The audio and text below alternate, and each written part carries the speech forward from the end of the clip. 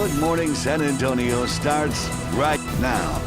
Election night has resulted in a number of runoffs in some key races here in San Antonio and around the state. We'll have the latest on your election results.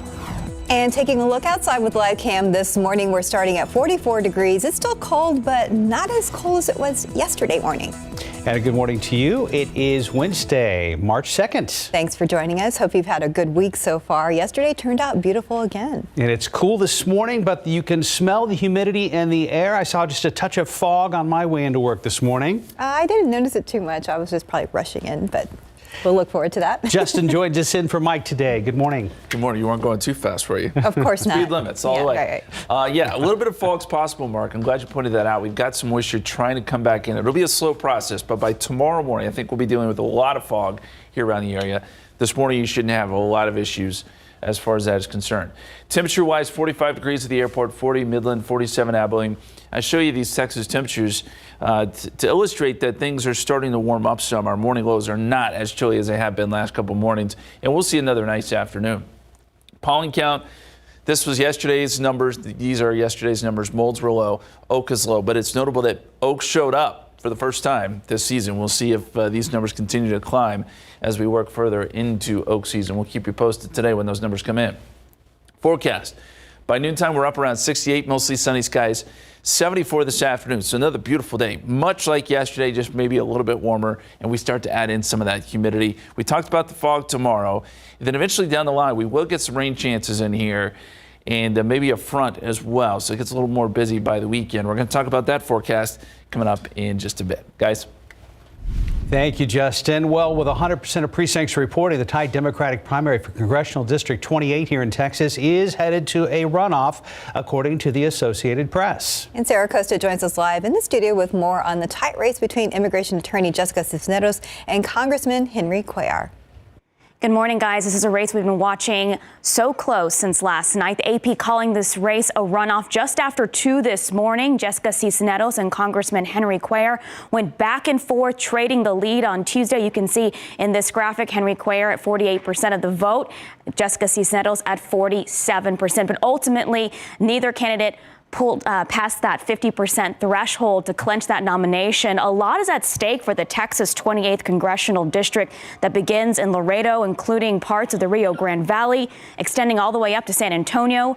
Democratic challenger Jessica Cisneros, a 28-year-old immigration attorney running for Congress with heavy support from progressives, has forced a primary runoff against U.S. Rep.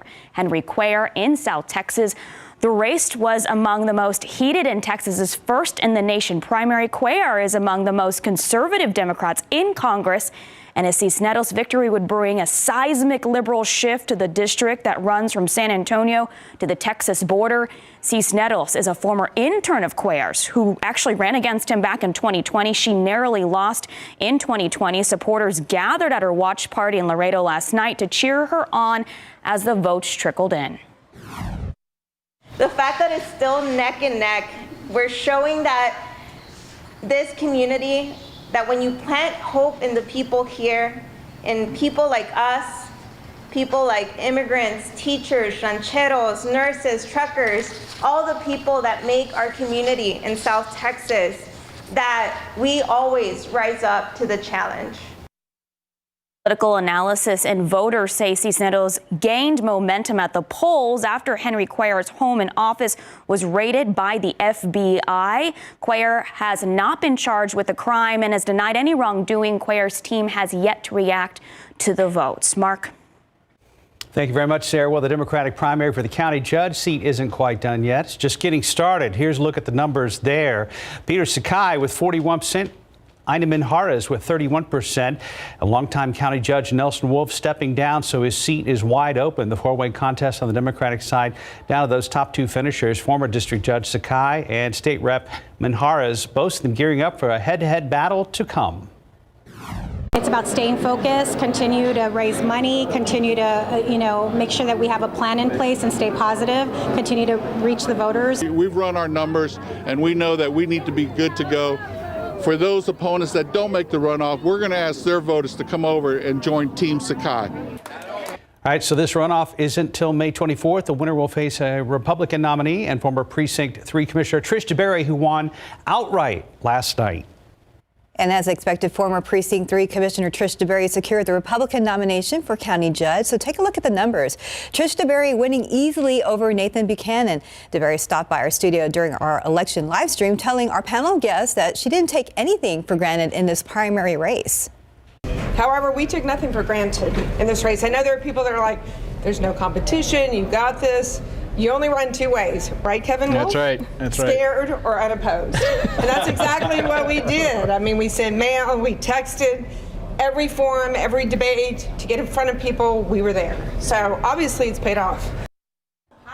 And DeBerry will face off with the winner of the runoff between Sakai and Minjarez. DeBerry is looking to be the first Republican to win the county judge in over 20 years. And there were multiple races across the state of Texas. We also have results from South Central and Hill Country local races. Just check out KSAT.com.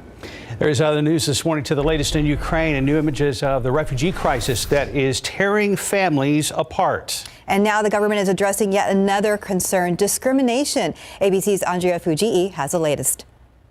This morning, Ukraine's foreign minister addressing the plight of people of color trying to flee the country, whose exits have been delayed because of their race. Tweeting, "Africans seeking evacuation are our friends and need to have equal opportunities to return to their home countries safely."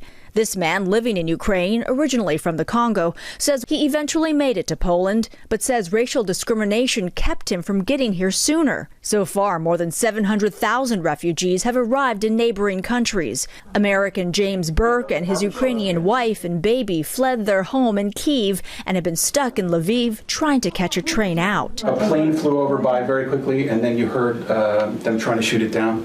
We just rolled over and laid on our baby. At train stations, mothers fearful themselves try to console their children whose fathers have stayed behind. All the women here with their hands raised have husbands who've stayed behind to fight the Russians. This Ukrainian mother, Olia, sharing in Polish the painful questions her daughter asks about her father.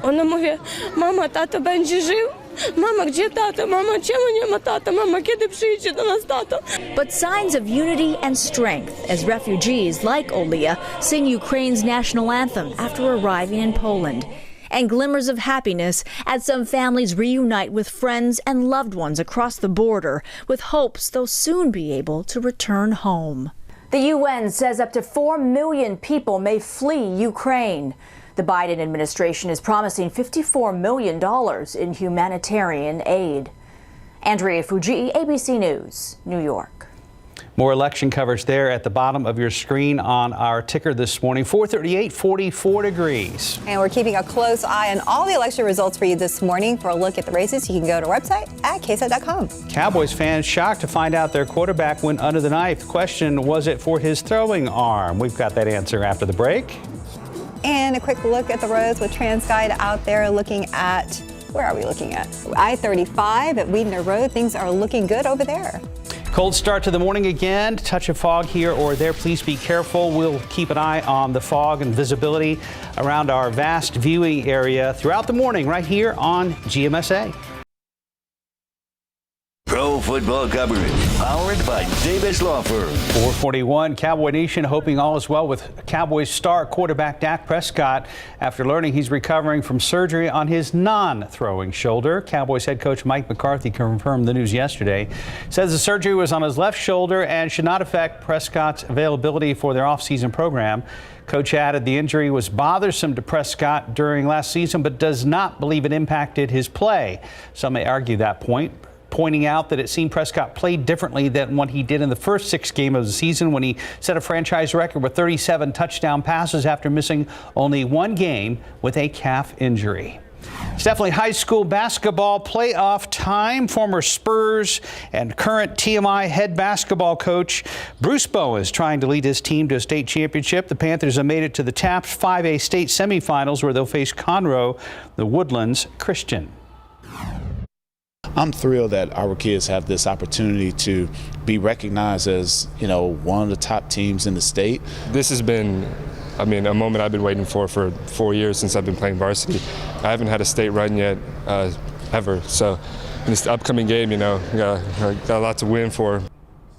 San Antonio's Texas Military Institute will travel to Waco for the game. Game time Friday at Robinson High School at noon. Good luck, Panthers. So cool to see Bruce Bowen coaching. Yeah, high school ball. It's very cool. Well, good luck to them. Time now, 4:42 and 43 degrees for now. Family makes a smart move in the nick of time as their home explodes. The details are next. Straight ahead, a jury has been selected for the first trial related to the January 6th insurrection. What prosecutors say the defendant is accused of. And welcome back. It's 4:45. The family of an Israeli diamond is suing the subject of the Netflix documentary, The Tinder Swindler, for claiming to be a member of the family as he allegedly scammed several women he met on the dating app. ABC's Will Reeve has the details in today's GMA First Look. In this morning's GMA First Look, the man some call the Tinder swindler sued Simon Levive, the subject of a new Netflix documentary that depicts him as a flashy world traveler, accused of meeting women on the dating app with the intent of wooing and then allegedly stealing thousands of dollars from them. He said he has threats against him. He needs our cash. $20,000, $30,000, $140,000. According to the documentary, Simon portrayed himself as the heir to a diamond empire. Now, the family behind that fortune is suing him. Simon didn't just choose the name Levive out of the blue. He knew that it's a name that will help him to fly in jets, private jets, take private yacht, take hotels, reservation. And we'll have much more on this lawsuit coming up at 7 a.m. With your GMA First Look, I'm Will Reeve, ABC News, New York. In Missouri, a family's last-minute decision to leave their home after smelling gas likely saved their lives. The home in O'Fallon near St. Louis exploded yesterday by a powerful blast seen in this video. No one was hurt, and the home is a total loss with only the foundation remaining. Officials say the explosion happened after a contractor was digging in the neighborhood and hit a gas line. The blast damaged other houses in that neighborhood and left several customers without gas service. White House easing up on COVID restrictions. Two sources say the Biden administration will announce its new national COVID-19 preparedness plan at an event later today. This is in response to the president's State of the Union speech last night. The overarching theme of the plan is that most of us can expect fewer disruptions to daily life. However, the White House does include a preparation for another possible unpredictable variant.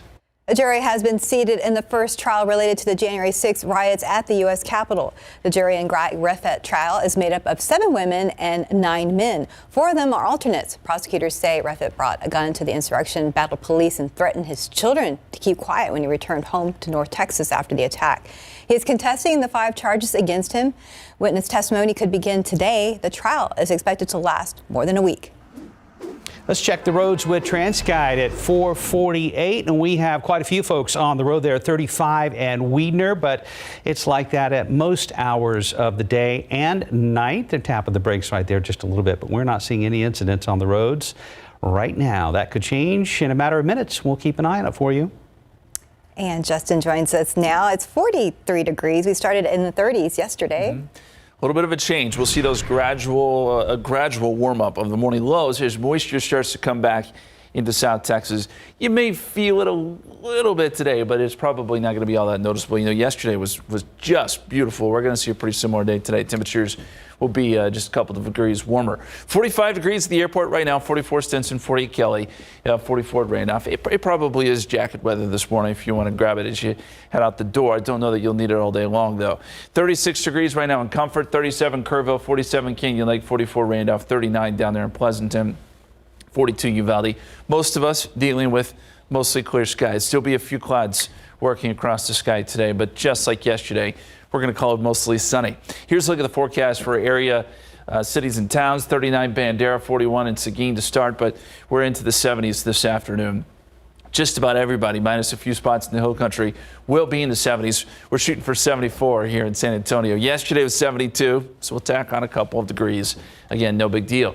As we look across the state, just some thin high clouds working through. We're in a pretty quiet weather pattern for now. That does change as we go down the line here. And dew points, Well, we're seeing a dew point of 39. That is still very dry. It puts us in a very dry category. A lot of dry air out across West Texas, but this is starting to change. We've got high pressure anchored just to our east, and that flow off the Gulf of Mexico is starting to increase those moisture numbers just a little bit. I want to take you forward in time here, and we'll go into tomorrow morning. This is 7 a.m.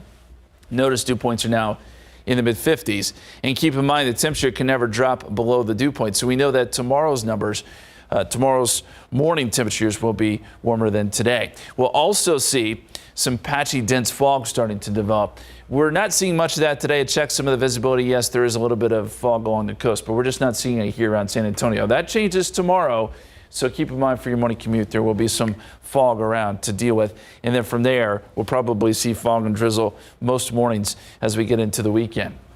Here's what we have coming down the line. So the pattern changes a little bit. We've got a couple systems coming in from the west, and these generally move to our north. So this first one won't bring us any rain initially. It may bring some showers and storms to parts of the plains. It's the second one that digs a little bit deeper and it may tap into enough moisture here where we have a small chance for rain. It's not a great chance, and I think the window, as it seems to be, or as it seems to be over the last couple of months, will be small. 30% chance of rain. I think the best chance is Sunday night, early Monday morning. Once that passes by, our rain chances go away again, and we'll get some cooler air Monday into Tuesday. Next week looks a little more active. I know we've got spring break coming up. At the moment, it looks like we'll have a couple of chances for rain mixed in there, but nothing that looks too crazy, at least at the moment. We'll keep you posted there. Here's the forecast for today. We're up around 74, as we mentioned, mostly sunny skies, southeasterly winds 5 to 10. In the extended forecast, we go all the way up to low 80s. By Saturday and Sunday. Now keep in mind there will be morning drizzle and fog both days. If you have plans this weekend, early in the morning it's going to be sort of damp, but by the afternoon sky's clear, it gets breezy, and we get some warm temperatures. There are your rain chances Sunday and Monday. Yeah. Not great, but some chance of rain. Yeah. I mean, it's pretty typical March weather, I'd say. We'll get into that pattern where again it's kind of damp in the morning but nice in the afternoon.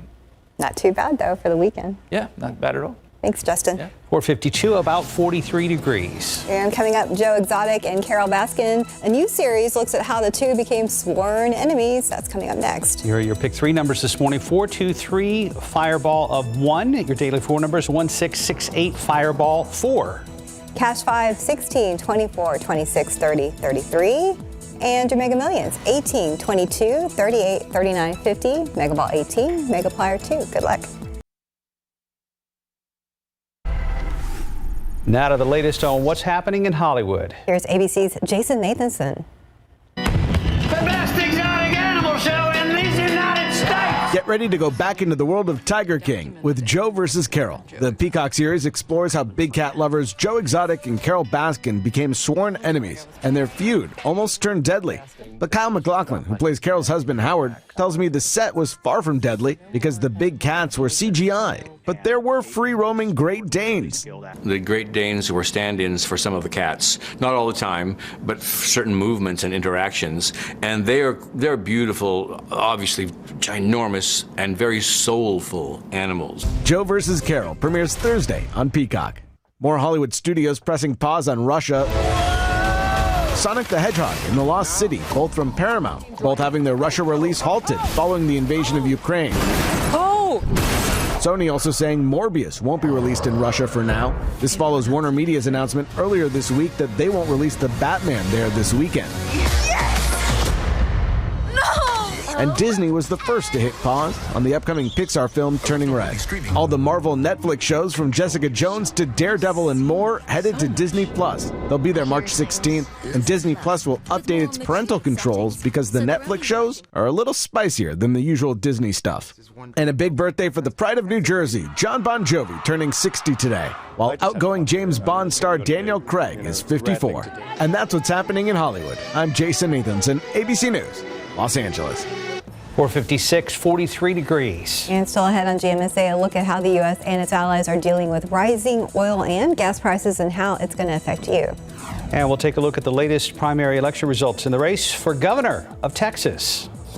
And a quick check of the roads with TransSky. There's a look there at I-35 at Weidner. Things are moving there, but Stephen Cavassa has just walked in. We'll be checking in with him very soon.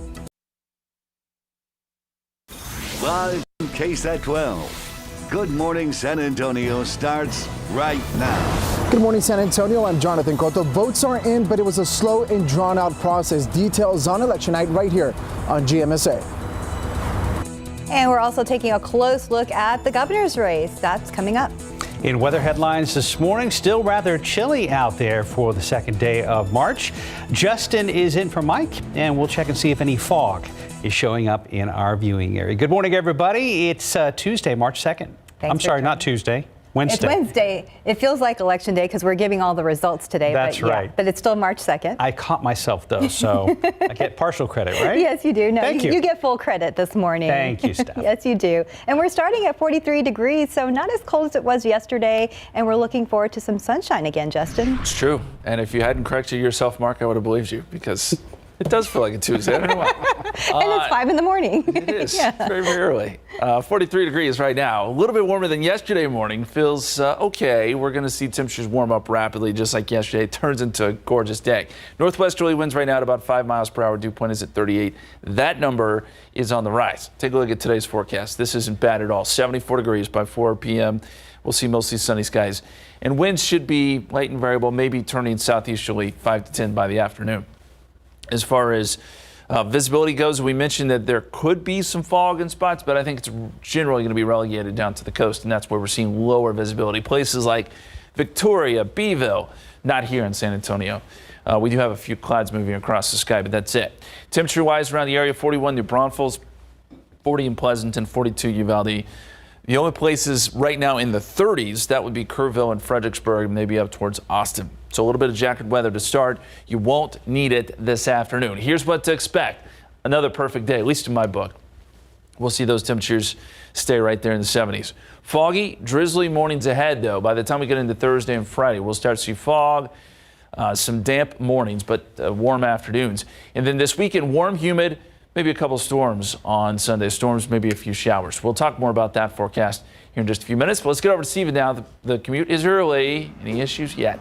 Well, you know, it's a perfect day planned, and it's a beautiful day in the neighborhood, right? 35 right now. We're looking at Weidner. Not a lot of traffic this morning, and thankfully there are no issues to report at this hour. So if you have to head out in the next few minutes, you're in luck. There's not going to be much traffic that you're going to encounter. Just a few folks out there getting their morning started early with us. 37 at Hackberry. You can see pretty empty. 37 at Pecan Valley. But let's go ahead and take you to that map, because as we're seeing, we're off to a pretty great start for this Wednesday morning. Right now, no issues again that will cause that slowdown for those early morning drives. And if you are coming into San Antonio from any of these communities, I-10 eastbound downtown to San Antonio, 24 minutes on I-10. Right now, we're looking at 26 minutes if you're heading in southbound from 281 and Bulverde, and coming in from 35 in New Braunfels, just 26 minutes at this hour. So no problems there. No concerns at all actually on the roadways, but there are some construction spots that will be bringing you a little bit later on in the newscast. So make sure that you tune in. We'll have more on that coming up in the next few minutes. Guys. Thank you, Stephen. After months of campaigning, thousands of Texans turned out to vote on Tuesday, but getting the election results was a somewhat slow process. Our Jonathan Cotto joins us live. Good morning, Jonathan. We understand election administrators were up late counting those ballots. Good morning, Stephanie. Good morning, Mark. And that's right. In fact, they were out here up until just a few hours ago waiting for election results to come in at 100%. A frustrating process for both voters who were waiting for those election results and administrators who apparently pulled out an all-nighter. Now, elections administrator Jackie Callanan says she was disappointed with the voter turnout, and though it seems there were fewer votes to count, the counting process didn't wrap up until 1:40 this morning. Now, Bexar County voters prompted to get out and vote turned out big in the last few hours of the Texas primaries. Nearly 30,000 people voted in the last 3 hours left on Election Day. At 4 o'clock Tuesday, about 43,000 voters had turned out, and by 7 p.m., more than 72,000 had turned out for in-person voting. Even election officials were surprised by those numbers. A lot of the issues were focused on the mail-in ballots. About 35% of those ballots were rejected. Now, many of those who had issues with their mail-in ballots were notified by letter by the elections office. Now, Mark, Stephanie, there were no major issues on Election Day other than some technical glitches, which they say are common. The next Election Day, important to note, is November 8th. And if you missed any of our election coverage, you can get all the Election Day results on KSAT.com. Reporting live outside of Bexar County Elections Office, Jonathan Cotto, KSAT 12 News. Jonathan, thank you. Now to another big race we're following this morning. The race for Texas governor. Republican Greg Abbott will face Democrat Beto O'Rourke. Sarah Cosa is joining in the studio now with more details on that race. Sarah?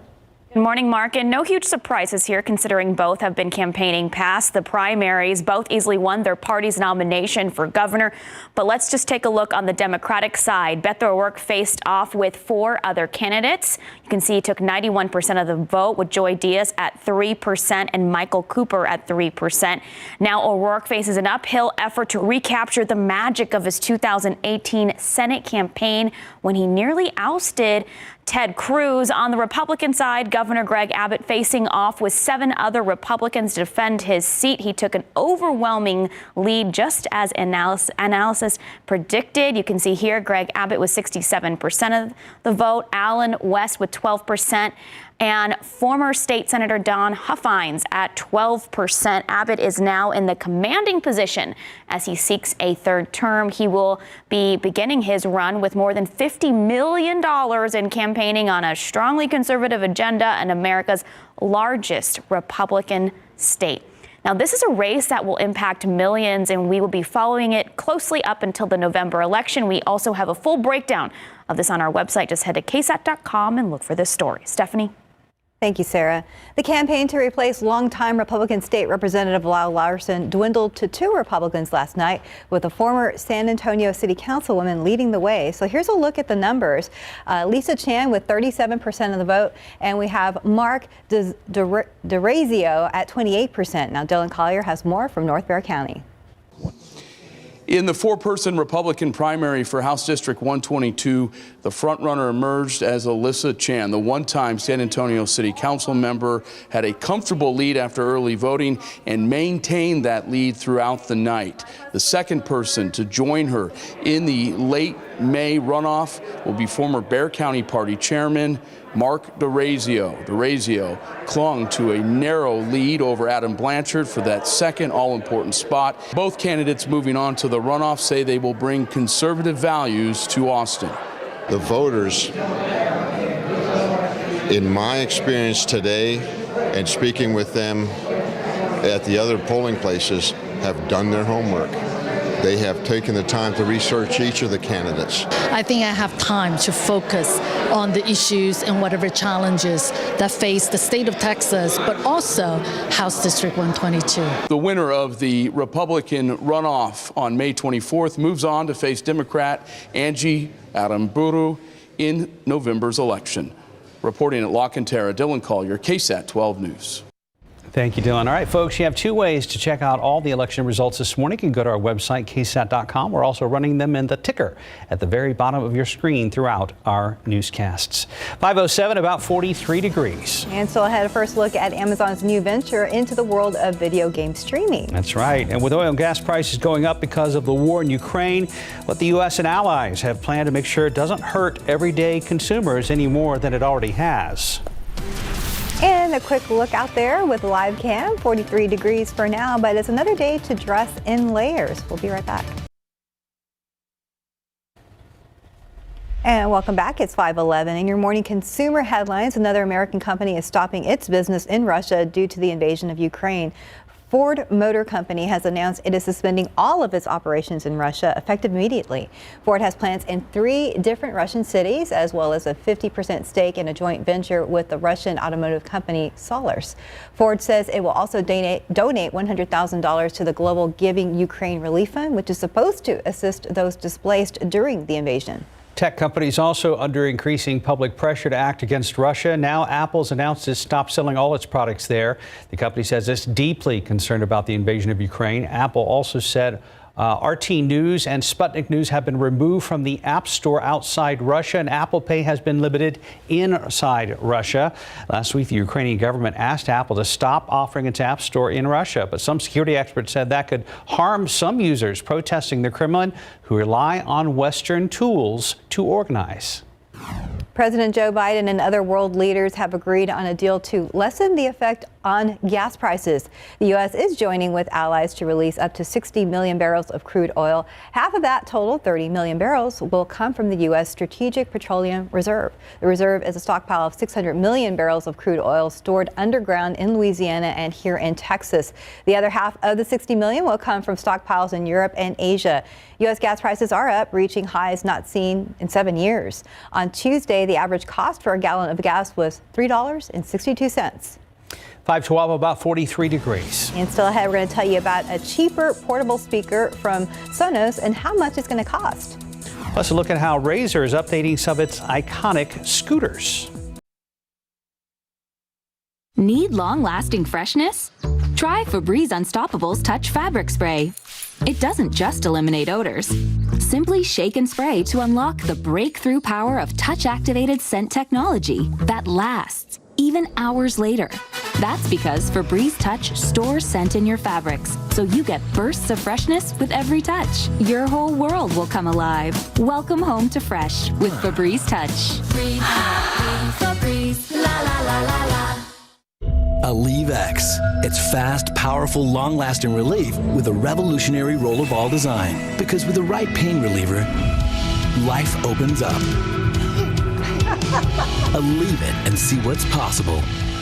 Are you leaving the house like that? Like what? Old man elbows? You can thank your father for that. You need Jergens Ultra Healing Lotion to soften those suckers up. I love it. Thanks, Mom. Okay, I'm free for dinner. And breathable comfy new cloud creme. Jergens.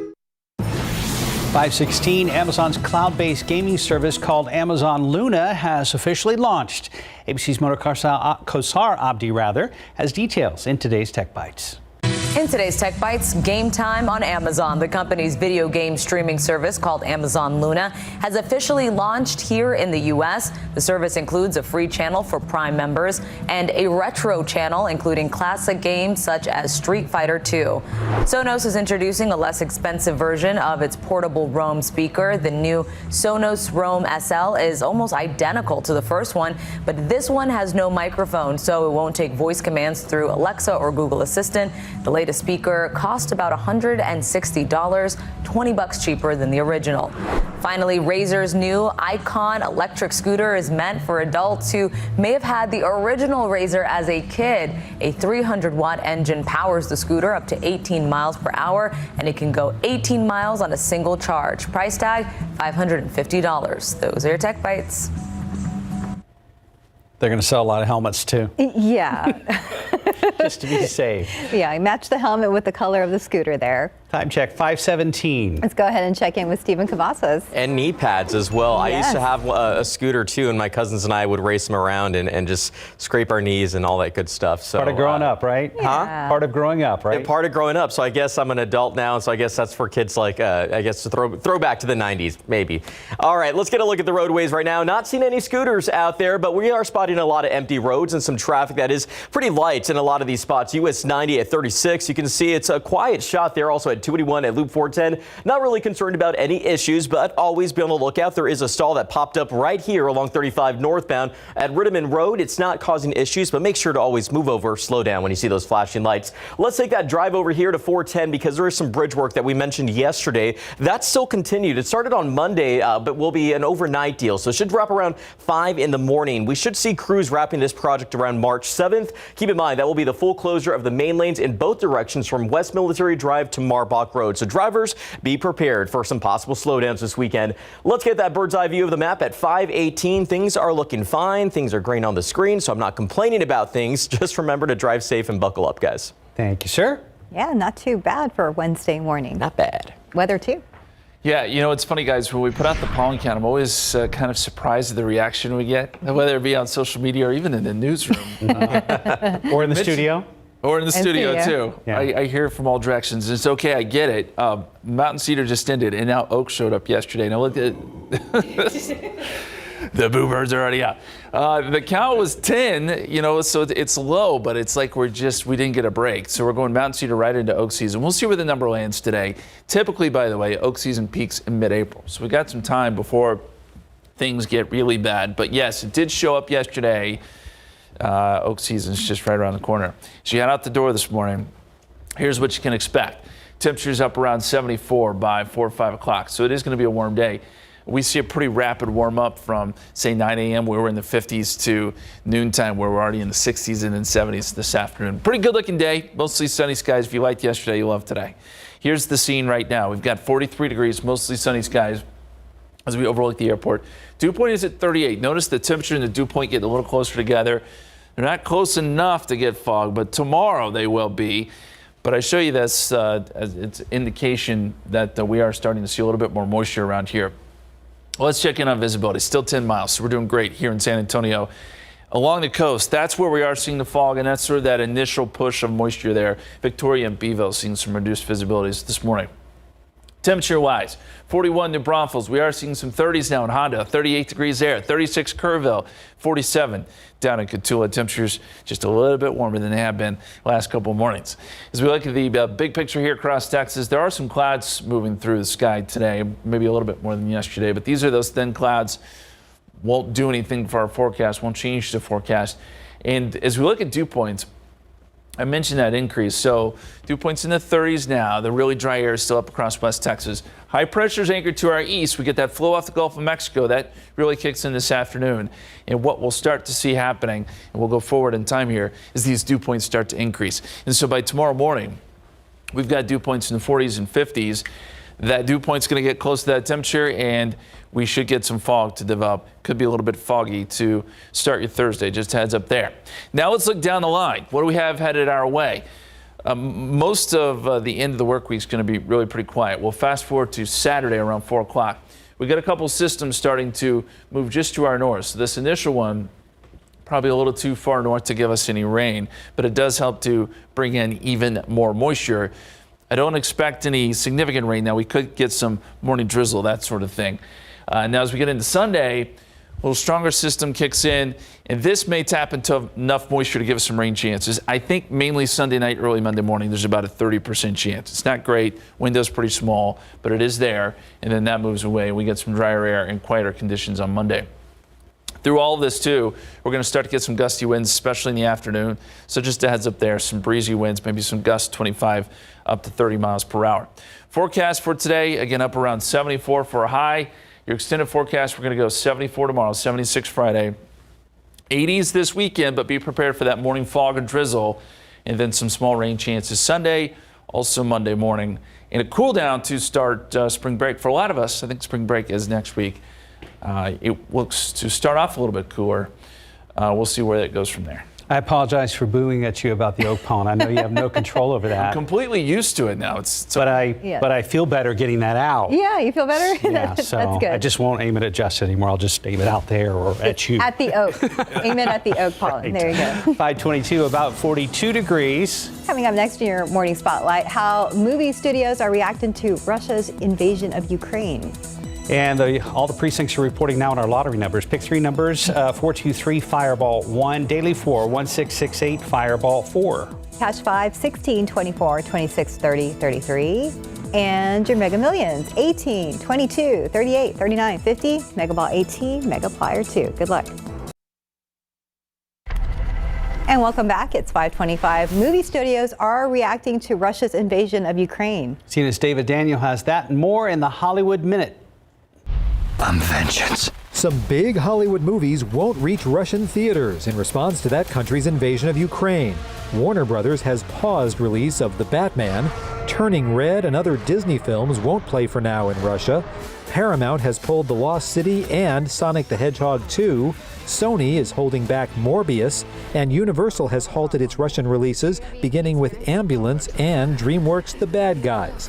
In addition, the Cannes Film Festival is barring official Russian delegations and anyone linked to the Russian government.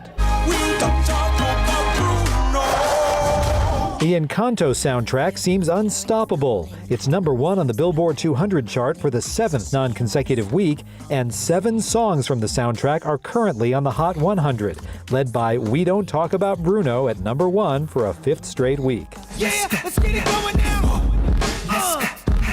Channing Tatum starred in the original Step Up, which spawned 4 more films and a TV series. Now his production company is launching a live entertainment division, which will produce a Step Up-inspired high-concept dance show. It's aiming to debut in mid-2023.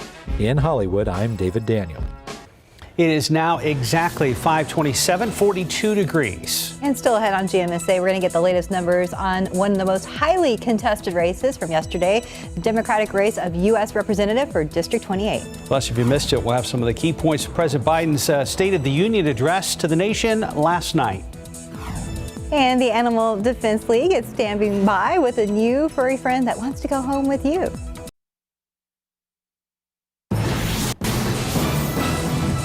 Well, it was one of the most hotly contested races of the night, and this morning it appears the race for District 28 U.S. Congress is too close to call, but headed to a runoff. And taking a look outside with live cam this morning, it's 42 degrees out there, starting off cold, and it's going to warm up again. Good morning, everybody. It is Wednesday. That's March 2nd. Thanks for joining us this morning. I hope you had a great week so far. The afternoons have been really nice. They have, but let's check on today's forecast with Justin, who is in for Mike. Yeah, I think we sort of hit our sweet spot, right? I love this time of year. The afternoons have been so great last couple of days. We're going to see another day like that this afternoon with temperatures in the mid-70s. We look across the country, there's nothing that's all that cold. We've got 30s and 40s for a lot of spots. The cold air has been bottled up to the north, up across parts of Canada. No signs of it spilling south. So we're going to continue to see some pretty mild weather going forward. Checking in on visibility. No fog here. We have had some reports of maybe some fog trying to develop down there around Pleasanton, but more so along the coast where that moisture is starting to surge in. You will feel a little bit more humidity in the coming days. Visibility down to about a quarter of a mile right now in Victoria. Temperature-wise, 36 in Kerrville, 41 in New Braunfels, 41 Pleasanton, 47 in Cotulla. In general, warmer than yesterday morning, and we'll continue to see that trend of warming temperatures not only in the mornings but also in the afternoons as well. 74 degrees, your high temperature today. Mostly sunny southeasterly winds, 5 to 10 miles per hour. Let's check in on traffic now. How are things looking over there, Stephen? Yeah, I would say, Justin, drivers can expect a calm commute at 5:31 this morning. Let's take a look. 35 at Weidner. Not a lot of folks out there, and this is normal. It's still very early, so some folks may be sleeping in, and others may be getting ready to head out the door in the next few moments. If you're one of those people, you can expect to see situations like this. 37 at Hackberry. Not a lot of traffic, but just make sure you're taking it easy out there. Just because you have the roads to yourself doesn't mean you can bolt out the door. So again, take it easy. That's always the best way to go. But we still have some stalls to talk about. This stall particularly here off 35 northbound at Rittiman Road. That's been there for a little while now, so make sure when you see those flashing lights, emergency lights that is, move over, slow down. That's the law. Hopefully this driver will get some help from a TxDOT Hero truck pretty soon, and that way they can be on their merry way. Let's go ahead and get a look at the map right now. 5:32, you can see that lots of green is showing up on our screen, which indicates that the roads are not seeing any congestion just yet, but it is still a very young morning. People are not out yet, but we could see more folks in the next few minutes. Right now, luckily, these inbound times to downtown San Antonio are in great shape as well. 29 coming in from I-10 and Seguin in those westbound lanes. 87 if you're heading northbound from Lavernia with 22 minutes. And right now we're looking at 28 minutes coming in from 37 Flotusville in those northbound lanes. So no delays just yet. But again, the morning's still young. Right now, not a lot of folks out there, but we'll take a look at the roads as the morning does go on. But make sure you keep your eyes on the road as well. Guys. Thank you, Stephen. One of the most highly contested races last night in the primary was the Democratic race for U.S. Congress in District 28. That race is headed to a runoff, according to the Associated Press. And our Sarah Costa joins us live to break down those results. Good morning. Good morning, guys. It was a race that we watched closely all night. The AP finally calling it a runoff just after 2 this morning. Just take a look at these numbers. Henry Cuellar at 48%, Jessica Cisneros at 47%. Both of them went back and forth all night, trading the lead on Tuesday. Ultimately, neither candidate cleared that 50% threshold in order to clinch the nomination. A lot is at stake for Texas' 28th congressional district that begins in Laredo, includes parts of the Rio Grande Valley, and extends all the way up here to San Antonio. Democratic challenger Jessica Cisneros, a 28-year-old immigration attorney running for Congress with heavy support from progressives, has forced a primary runoff against U.S. Rep. Henry Cuellar in South Texas. The race was among the most heated in Texas, first in the nation primary. Cuellar is among the most conservative Democrats in Congress, and a Cisneros victory would bring a seismic liberal shift to the district, that runs from San Antonio to the Texas border. Cisneros actually was a former intern of Cuellar's who ran against him in 2020. She narrowly lost in 2020. Political analysts and voters say Cisneros actually gained momentum at the polls after Henry Cuellar's home and office was raided by the FBI earlier this year. Cuellar has not been charged with a crime and has denied any wrongdoing. Cuellar's team has yet to react to the votes. Stephanie? Thank you, Sarah.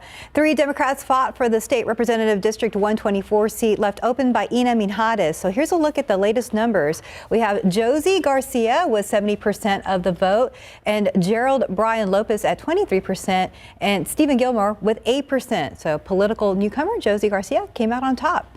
Garcia is an Air Force combat veteran, a mother of 8, and helped lead a grassroots group of political activists who spent the last legislative session in Austin advocating for police reform. That is one of her main goals and a big part of her campaign platform, along with fixing a broken foster care system and supporting families with disabled children. All goals that now seem a little closer to achieving. It just really goes to show the hard work and dedication that my campaign put in and that we did block walking, good old-fashioned community outreach work. And hopefully in November, I will be the Texas State representative for House District 124.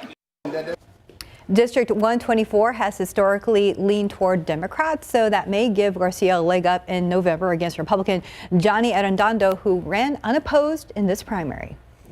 Moving on to the race for Texas Attorney General, incumbent Republican Ken Paxton facing legal troubles of his own as he tries to defend his seat. Several other Republicans trying to move in on that seat last night. Incumbent Ken Paxton coming out with 43% of the vote. George P. Bush, the current land commissioner, grandson of George H.W. Bush, appears to be in second with 23% of the vote. Important note, last night we're learning that Harris County experienced some issues with tabulating results there. That Texas county, one of the biggest in the country. Now for a look at the Democratic ballot for Attorney General, Rochelle Garza has 44%. She was the former attorney with the American Civil Liberties Union. The former mayor of Galveston, Joe Jaworski, has 19% of the vote. It's a GOP runoff in the Austin area for Congressional District 35. Austin's Greg Casar wins Democratic nomination, while Dan McQueen and Michael Rodriguez will see each other in a runoff. Election results from across the state and locally are at your fingertips by going to KSAT.com. Taking an official count of a growing population in San Antonio and Bexar County took numerous volunteers. We're talking about the homeless. So volunteers, members of the South Alamo Regional Alliance for the Homeless and the city's homeless outreach teams hit the streets and byways to take a census of the homeless. They were dispatched throughout predetermined areas to engage with homeless clients in encampments or isolated areas. The goal is to survey and access where they live in tents, shelters, or couch surfing, as well as the physical conditions. Now, the data collected gives outreach workers an idea as how they can help. Where we can assess, what are some of the trends within homelessness. It helps us with decision making in regards to interventions, what's working well, what's not working well, and it's just also a great opportunity for the community to be part of, making change in homeless services. Now, the ultimate goal of the homeless count is to use this data to secure funding and services that can lead the homeless to available housing. 537, about 42 degrees. And straight ahead, we are introducing you to our little friend from the Animal Defense League who's looking for a new family. President Biden's State of the Union address touched on numerous topics from the invasion of Ukraine to inflation here at home. We are recapping the president's speech. And taking a look outside with live cam starting Wednesday morning at 42 degrees. We'll be right back. And welcome back. It's 5:40 and President Joe Biden's first State of the Union address to a joint session of Congress. The president staunchly rebuked Russian leader Vladimir Putin and praised Ukraine's willpower. The president also promising families here at home to focus on lowering inflation and move past the pandemic. ABC's M. Nguyen with what you need to know from Washington. President Biden opening his first State of the Union address, denouncing Vladimir Putin for inciting the ongoing war in Ukraine, while lauding the resilience of the Ukrainian people. Freedom will always triumph over tyranny. Biden announcing a new ban of Russian aircraft from American airspace, receiving a rare display of unity and applause from across the aisle. What's coming? The president acknowledging the economic pains of the American people. Too many families are struggling to keep up with their bills. I get it. That's why my top priority is getting prices under control. Promising to prioritize controlling inflation and prices at the pump, announcing the release of 60 million barrels of oil from reserves worldwide, 30 million from the U.S. But costs continue to soar amid the coronavirus pandemic. The president announcing the launch of new free testing and treatment initiatives for all Americans, while acting as consoler-in-chief. But I want you to know, we're going to be okay. The president declaring there's no reason for the pandemic to shut down schools any longer, but later slammed by critics like Iowa Governor Kim Reynolds, who called Biden's comment too little too late. Keeping schools open is only the start of the pro-parent, pro-family revolution that Republicans are leading. The president steering clear of his stalled Build Back Better Act and instead touting the passage of his massive infrastructure bill and how the economy added 6.5 million jobs during his first year in office. The State of the Union is strong because you, the American people, are strong. As part of the Unity Agenda, Biden announced a mental health initiative starting this summer. He's establishing a national hotline for people battling mental health. M. Nguyen, ABC News, Washington. Time check 5:43, about 42 degrees. And coming up, our latest furry friend needs a forever home. What you need to know if you're looking to make an addition to your family. Well, we have got kind of a rarity, a little purebred here, but also have to introduce a new face, Julie Healy from the Animal Defense League. Welcome, welcome. Thank Who you. is this little girl that you have? Okay, this beautiful girl is Charlotte. She's only been with us for about 2 days. Charlotte actually has a twin brother. So we have 2 gorgeous pets at the Animal Defense League right now. She is a purebred Cocker Spaniel. So she is part of our Pay It Forward program. That means that Charlotte is $175. Which and her brother Munster is as well. That way other pets can also benefit from her adoption fee, because the normal adoption fee for an adult dog is $60. But you usually don't find the purebreds such as a Cocker like this. We get a fair share, but most of our dogs are mixed breeds. Okay. Yeah. And you have some big news too as far as a new shelter opening. Yes, we're super excited. In partnership with PetSmart Charities, we are opening up an everyday adoption center at the Windcrest location. So we currently have 2 facilities, the Paul Jolly Center and the main campus at Nacogdoches. So this will give us a 3rd place to adopt pets for the community. Wonderful, because you adopted out, what, more than 7,000 or something like that Actually, last year, so. 7,072 pets last year. Wow. So that makes us the largest rescue in South Central Texas. Fantastic. Well, they all need good homes. If you'd like more information, head on over to the Animal Defense League, 11300 Nacogdoches, or the Paul Jolly Center for Pets, or the PetSmart over there at Walsham. 655-1481 is the number to call. Thank you, dear. Thank you. Thank you, Julie. Thank you, Mike. Well, as the calendar turns to March, it's time to think about spring cleaning and perhaps sprucing up the yard. In this one's best time to buy, 12 on your sides, Marilyn Morris shows us what's on sale. March may not have any holiday super sales, but you can still find discounts. Retailers use this month to offload previous year's inventory to make room for new products, and that translates to savings for shoppers. Consumer Reports tracks prices on its top-rated products all year to know when's the best time to buy. For March, think spring cleaning and maybe a little robotic friend to help. The iRobot Roomba i3 is now $500 at Abt Electronics, Amazon, Best Buy, and Walmart. It's a $100 savings.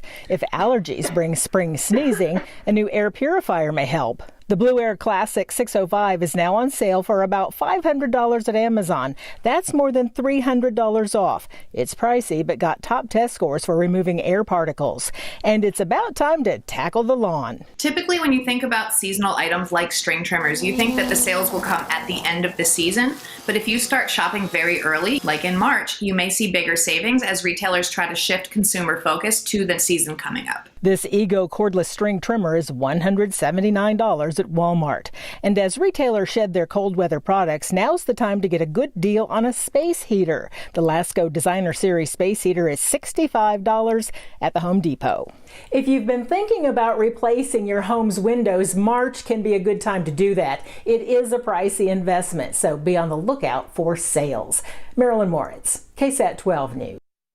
548. And at last check of the roads, it looked okay from this angle, but let's go ahead and check in with Stephen Cavazos. Yeah, things have been quiet, calm. I've been enjoying this morning, guys, and watching the roads with my cup of coffee. But make sure you're doing the same thing, that you're keeping your eyes on the road. Thankfully, no issues that will be causing any immediate problems for drivers that must probably may head out the door in the next few minutes. There's 1604 at Spurs Ranch. You can see very dark and quiet there, but let's go ahead and start with that bird's eye view of the map, because it does look like a crash may have popped up off of Highway 90. We'll get to that in just a moment, but we still have that construction that's actually been going on here. It's actually the installation of metal beam, and it's a guard fence that will start later tonight, actually, March 2nd. That will last until Friday, March 4th. It will be an overnight deal, 8 in the evening to 5 in the morning, so you can expect crews to be out there later tonight and into the early hours of tomorrow.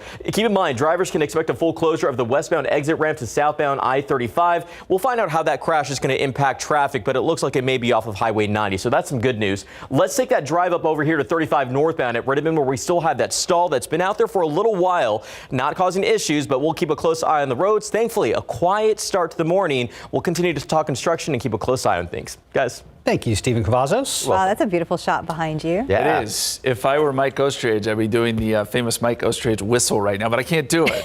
I'm not good at it. How does it go? It's kind of like...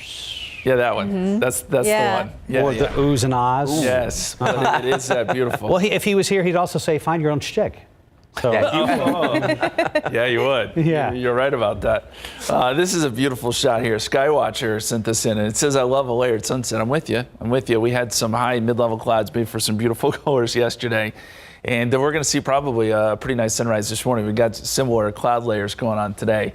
So if you get a chance, step outside, snap a shot, send it in on our KSAT Connect. As we look at the average last freeze, we get this question a lot. Do we have any more freezes in the forecast? Well, it's still possible. Our average last freeze is actually February 24th, so we've passed that date. There are none in the forecast, but I'll tell you that we've had a freeze as late as April 3rd. That was back in 1987. And as you get into the hill country, the average last freeze is well into March. So there's still some opportunity here to get some cold mornings. But as I said, in the 7-day forecast, there's nothing there that shows that we're going to get a freeze. 37 degrees right now in Kerrville, 36 Fredericksburg, 43 in Uvalde, 44 Beeville, 40 right now in Pleasanton. And as we look outside, just mostly clear skies. 43 northwesterly winds at about 5. Those winds, by the way, will switch around to the south and east a little bit later today and start to up our moisture levels. In the meantime, there's no fog, at least in our immediate area around San Antonio, but there is some along the coast as that moisture is starting to surge in. Victoria has visibilities close to 0. Beeville, same story. Everybody else doing just fine. Our forecast temperatures today will take us up into the 70s. I think here in San Antonio, we top out at about 74. If you're watching from Gonzales, 69 this afternoon, 71 for our friends in New Braunfels, 71 for a high in Bandera today. In the dew point, well, we talked about the fact that it is already starting to increase. So by tomorrow, we've got dew points in the 50s. I think that leads to some fog tomorrow morning. And we'll probably see fog, mist, and drizzle all the way through Sunday morning. And it could become a little bit thick at times. It's not until Monday we get some drier air in here, and then those dew points fall off to start next week. Water vapor imagery shows we do have some of that upper level moisture coming through. So those are some of those high clouds we mentioned. But as we look back out to the west, here comes our next storm system. And it's quiet right now over the west. We've got a ridge, but that all changes as this storm system moves in and brings some unsettled weather to the west and maybe a little bit of unsettled weather here in Texas. This initial system moves to our north, probably doesn't do much for us, but a secondary piece of energy brings some small rain chances with a frontal boundary. Looks like early on Monday, just a 30% chance. Window's really pretty small, but it is there. And we'll keep an eye on it. Could see a couple of showers, maybe a thunderstorm Sunday night into Monday. Rest of today, we get those temperatures up close to 74, as we mentioned. Mostly sunny all day long. We'll see those winds switch around to the south and east. 74 tomorrow, 76 Friday. We mentioned some of that morning drizzle and fog. We're in the 80s this weekend. It'll be toasty, especially in the afternoon. Breezy, too. And then a little bit of a cool down to start next week, guys. He used the word toasty. Already. It's time. It's time to break that word back out. It is. Well, I'm okay listening to that word right now after the cold days we had last week. Yeah, no kidding. We're still looking at your 7-day forecast and kind of using it to warm our hands. 5:53, about 42 degrees. And the governor of Massachusetts sporting a new look. Find out who else joined him in the barber chair and why.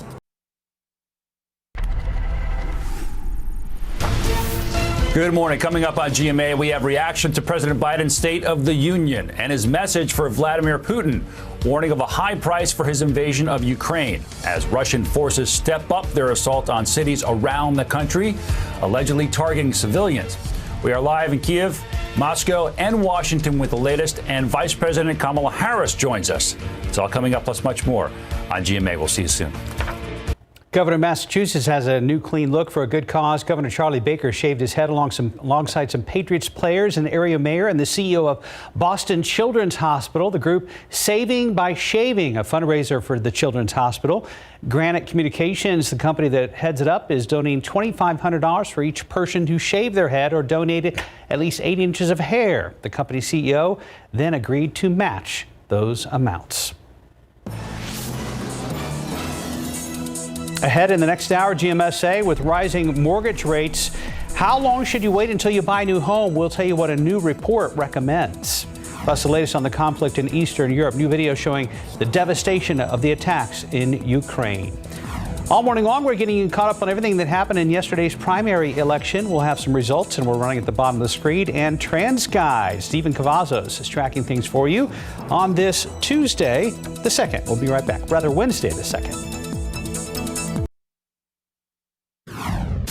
Good morning, San Antonio. I'm Jonathan Cotto. Though it was a slow and drawn-out process, Election Day results are in. Details coming up right here on GMSA. And taking a look outside with live cam this morning, we're starting off cold again. Not as cold as yesterday, and we are looking forward to a warm-up once again. Live from KSAT 12. Good Morning San Antonio starts right now. And a good morning to you. It is Wednesday, March 2nd, also Ash Wednesday. That's right. And it's March, and it definitely feels like that in the afternoon. It does. All right, so when you walk out the door this morning, you'll notice a couple of things. One, it's still chilly. You may also notice a little bit more moisture in the air, and that could lead to some potential problems. Yeah, I think we'll probably start seeing some fog tomorrow. We've seen a little bit this morning, but nothing that's too terrible. Okay. But yes, moisture's starting to come back. Temperatures are going to be a little bit warmer each morning, too. So we're starting off in the 40s this morning compared to 30s yesterday. But, boy, yesterday was beautiful. Today will be equally as nice. We're hitting a pretty good stretch here. We love this kind of weather. Now, we do need some rain, and there is some of that in the forecast, too, but that's going to hold off until the weekend. 36 right now in Kerrville, 43 in Uvalde, 46 Cotulla, 38 right now in Pleasanton, mostly clear skies. If you were watching yesterday, you heard that molds were low. Oak, also low, but it showed up. We're headed into oak season. We'll let you know where it lands today. We'll get that pollen count in here about an hour and a half or so, and we'll let you know where we stand. Forecast for today, 68 degrees by noontime, mostly sunny. We're up to 74 for highs. So pretty similar to yesterday, just a little bit warmer during the afternoon. And we'll start to see some southeasterly winds too. We'll talk more about that fog potential tomorrow. Rain chances, as we mentioned, and also that weekend forecast. And we'll look ahead to spring break next week, too, coming up here in just a few minutes. But let's get over to Stephen now. So far, so good, right? So far, so good. Don't jinx us just yet, Justin. Yeah, no problems on the road right now. I-10 at Days of Olive. Things have been quiet throughout this Wednesday morning. Let's get a look around town first. I-10 at Frio. You can see, though, it does look like we have a few more folks out there getting their morning started early with us, hopefully grabbing that cup of coffee. But thankfully, no issues that they have to be on the lookout for. But as always, make sure that you are alert when you're behind the wheel. But we still have this stall off 35 northbound at Ritterman Road. Given that it's been there for a little over an hour now, I'm starting to think it could be an abandoned vehicle. But either way, make sure that you are driving carefully whenever you see those stalled vehicles. Make sure that you are checking your vehicles before you get out on the road. Yesterday, we saw a ton of stalls. Let's go ahead and get that wide look at the map at 6:02 this morning. We still have that crash off of US 90. It doesn't appear that it's impacting anyone's traffic right now or travel time, but make sure that you are watching out for those first responders who are working to make the roads a safer place. Thankfully, these inbound times are pretty nice, pleasant. If you're coming in from Pleasanton on 37 northbound with 28 minutes to downtown SA. Right now, we're looking at Highway 90 eastbound. Castroville looking at 19 minutes and little time from Lytle on 35 northbound if you're heading up to San Antonio. No problems there, but there's still some construction to be on the lookout for. We'll have that coming up in the next few minutes. Mark, Stephanie. Thank you, Stephen. It's the day after elections and the results are in, but it was a very slow process. Jonathan Cotto joins us live. Good morning, Jonathan. A lot of people staying up late, waiting for some of those results. That's right. Good morning, Mark. Good morning, Stephanie. And the anxiety of waiting. Election administrators were out here close to 2 o'clock this morning waiting for those results to come in at 100%. A frustrating process, surely, for voters waiting for those election results. The administrators here putting in the work. Now, elections administrator Jackie Callanan says she was disappointed with the turnout. And though it seems there were fewer or less votes, the counting process took quite a while, and there still may be more votes to be counted. We do get to accept the mail ballots that the post office delivers, and we'll have that number. Then for the next 6 days through Monday, any of the voters with their challenge mail ballots can come here to our site and cure it. That's the word we use. They can make it whole. Now, nearly 30,000 people voted in the last 3 hours left on election day. At 4 o'clock Tuesday, about 43,000 voters had turned out. And by 7 p.m., more than 72,000 had turned out for in-person voting. Even election officials were surprised by those numbers. A lot of the issues were focused on the mail-in ballots. About 35% of those ballots were rejected. Many of those who had issues with their mail-in ballots were notified by a letter from the elections office. Now, there were no major problems on election day, just some technical glitches they say are common. Now, important to note, the next election day is November 8th. And if you missed any of our election coverage, you can get full details on the election results by heading over to KSAT.com. Reporting live outside the Bexar County Elections Office, Jonathan Cotto, KSAT 12 News. Jonathan, thank you very much. Now to some of the races themselves, and one we've been watching closely all night long, which is now going to a runoff. Many eyes are on the race out of Laredo as one Latina tries to unseat Congressman Henry Cuellar. So here's a look at the numbers. We have Henry Cuellar at 48% and Jessica Cisneros at 47%. So Cuellar has represented the 28th Texas congressional district since 2005, but that could change as he faces off his progressive Democrat Jessica Cisneros for a second time. Alicia Barrera is in Laredo, where only Cisneros publicly addressed her supporters. All Democratic candidates in this race knew it was going to be a long night and a tight race, and that's exactly how it played out. In the case of Jessica Cisneros, for the greater part of the night, she spent it at home with her family watching those results trickle in, and it wasn't until 11 p.m. when she finally made it here to her election watch party to greet her family and friends. She was greeted with applause, with cheers, saying that she is so thankful for the support no matter the result. The fact that it's still neck and neck, we're showing that this community, that when you plant hope in the people here, in people like us, people like immigrants, teachers, rancheros, nurses, truckers, all the people that make our community in South Texas, that we always rise up to the challenge. In the case of Henry Cuellar, his campaign team, as well as him, have kept a tight lip leading into Election Day. We did reach out for an interview, for a statement. However, that was not made possible. We were also told that his team would not be hosting a watch party, which is different from what we've seen in previous occasions. And many say it doesn't come as a surprise after Cuellar's home was raided by the FBI back in January. And Cisneros did allude to Cuellar, specifically to those corporate dollars that have backed Cuellar's campaign.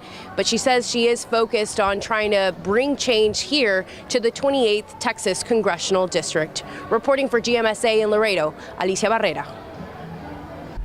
And now to another race we are following this morning, the race for governor. Republican Greg Abbott will face Democrat Beto O'Rourke. Sarah Costa joined us in the studio with more on that. No big surprise there, Sarah. That's right, Mark and Steph. No huge surprises here, especially since both candidates have been campaigning past the primaries for weeks already. Both easily won their party's nomination for governor.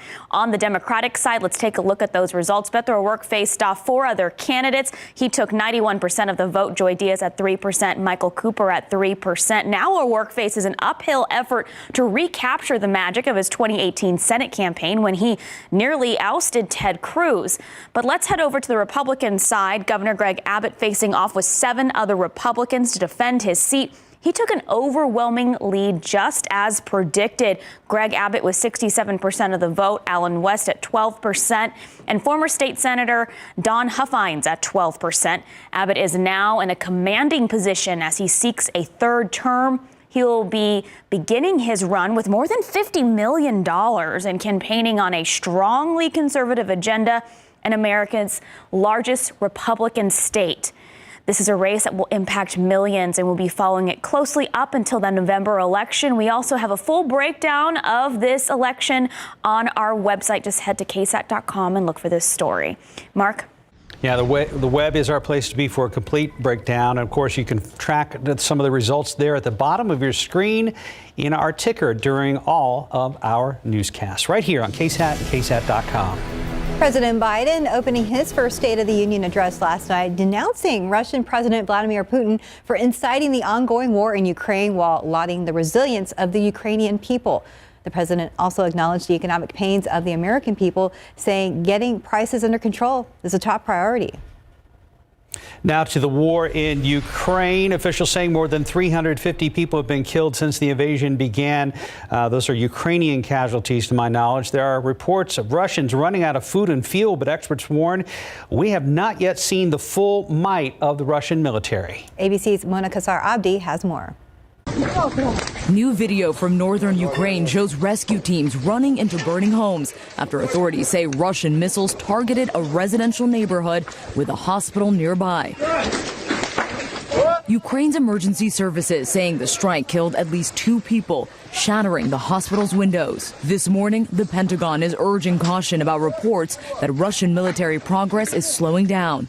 A 40-mile-long Russian convoy headed to the capital, Kyiv, appeared to stall Tuesday, parts of the convoy reportedly running out of gas and food. But a senior U.S. official tells ABC News Russian President Vladimir Putin has ratcheted up his determination to carry on. And the U.S. official warns Putin is going to put Ukraine in a vice grip. This airstrike hitting the main radio and television tower in Kyiv, knocking Ukraine's only independent news broadcasters off the air.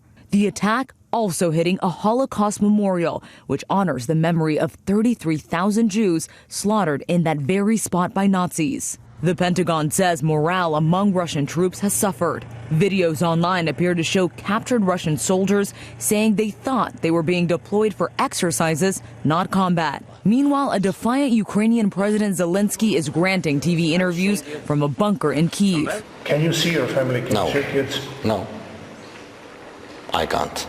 Unshaven, in a T-shirt and with combat boots on, the president telling reporters he hasn't seen his family in 3 days. Zelensky says since the invasion began, it's been work and sleep. That's it. A Ukrainian official claims a Russian hit squad was sent to assassinate President Zelensky, but says the plot was foiled. Mona Kassar-Abdi, ABC News, New York. It's now 11 minutes past the hour, 42 degrees. And still ahead on GMSA, many American companies are saying no to Russia. We're going to tell you about some of the bigger ones that are halting services in the area. And we'll tell you about Jeep's plans for an all-electric vehicle, when you might see that roll out just ahead. And taking a look outside with live cam. Cold for now, but gradually during the week, we're going to be getting a little warmer until the weekend. Before we head to break, here are some of the other races we are following for you this morning.